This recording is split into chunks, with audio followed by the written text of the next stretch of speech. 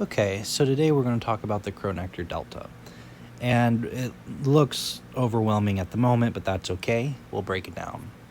So without the indents, the I and the J here, and the index, it's equal to just the identity matrix, a 3x3 identity matrix, which is just as followed.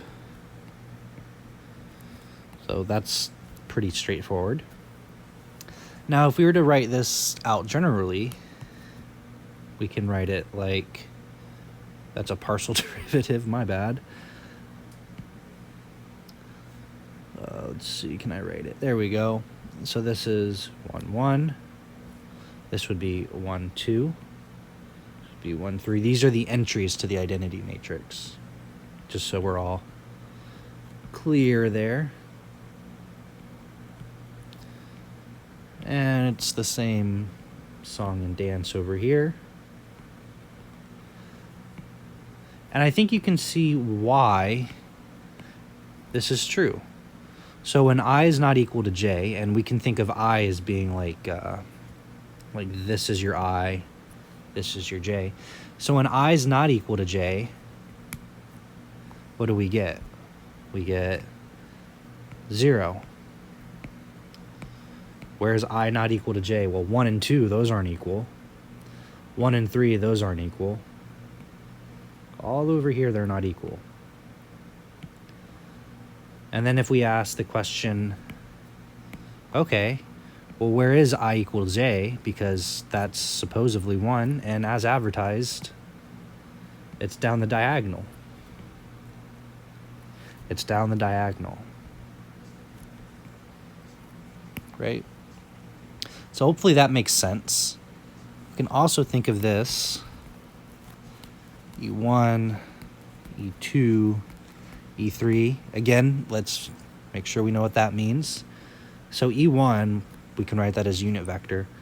That's just a unit vector with length 1, and there's only one entry, which is a 1.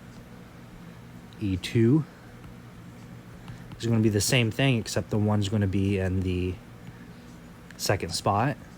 And if you can guess for the third one, it'll just be right there. So hopefully that makes sense.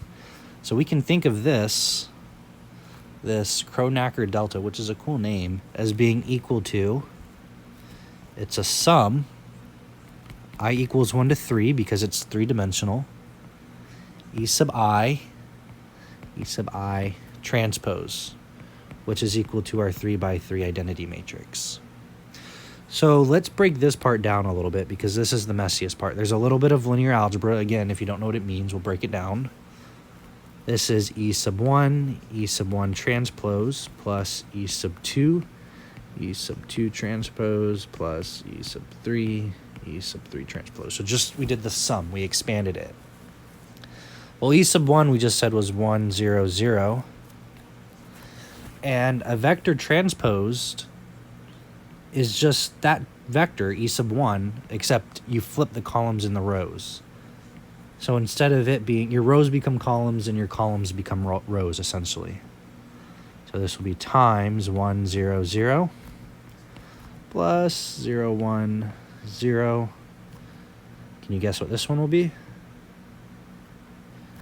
And then the last one.